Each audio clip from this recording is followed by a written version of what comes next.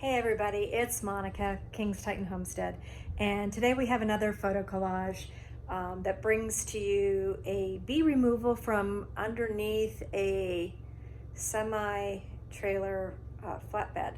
And so it is pretty defensive hive. Not only are they Africanized, but also people were terrorizing them. So it was kind of like in the middle of a farm, a palm tree farm actually. And I said, well, how close are neighbors? And the owner was like, there's no neighbors within, any close distance to these bees. And I'm like, oh, awesome. I'm going to go up and I'm going to do the removal during daylight hours. If it's in a residential neighborhood, there's no way I'll touch an Africanized hive during daylight hours. I need to do them at night with a red light for safety and containment. But this being on a farm, I'm like, oh, I'll head up earlier. So Dan and I went, he helped me, and I get there not even thinking about it being dove season. And so there's a bunch of hunters out there.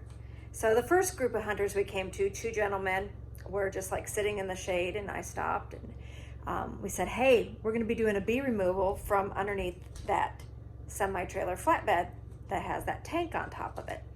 And they said, oh, those bees are mean. They, we got stung yesterday by them.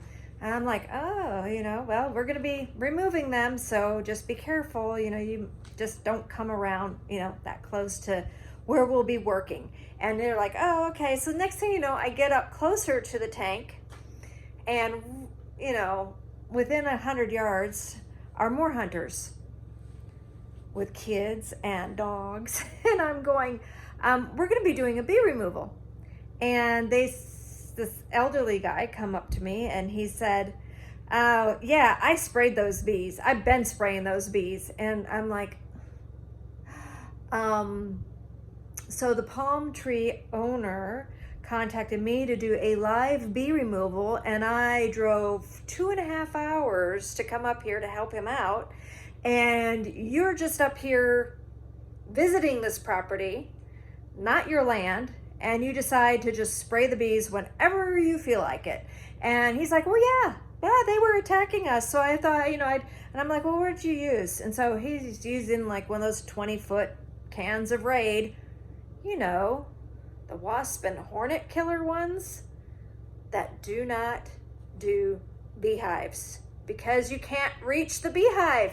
It's only a contact killer, and all you're doing is pissing them off more. So these girls understandably were mad. They were really mad. And so the guy was like, oh yeah, I killed a bunch of them. What he didn't realize was that he only killed the ones that were hanging out. So this thing was full, and to the point where I couldn't reach them all. I mean, I would put my arm in the hole as far as I could, and just, it was crazy. But eventually we got the hive removed, but wow. Talk about being frustrated. So, yeah. Then there's some other photos, some really fun photos. Let me check my cheat sheets here. Oh, Dan brought me a prickly pear fruit that was in the shape of a heart. Isn't that sweetest? This year, this is from last year. So this year, we're just not seeing that many prickly pear fruit. So I'm not going to be enjoying a harvest from prickly pear. Maybe I have some on our property here, and I'm going to go check them out and maybe do a quick harvest. But and then we have a picture of a drone foraging. No. That's not right. Just a drone sitting on a flower. Some people would be, oh, that's a bee on a flower. Well, it's kind of not right. He might have got kicked out of the hive already, and he has no place to go, poor guy. He's not identifying as a worker bee, trying to be able to live inside the hive for the winter. That's just not what happens. So that's kind of what that is. There's some pictures of local moths and some dragonflies. Ooh, and I'm gonna wrap it up with a variegated purple ground cherry flower. Variegated. I've never seen one. So we have wild ground cherries And normally the flowers are solid purple, and this one is variegated. It is so gorgeous. It was such a pretty flower. Anyway, hope you enjoy. Thank you for joining me today, and I'll see you again soon.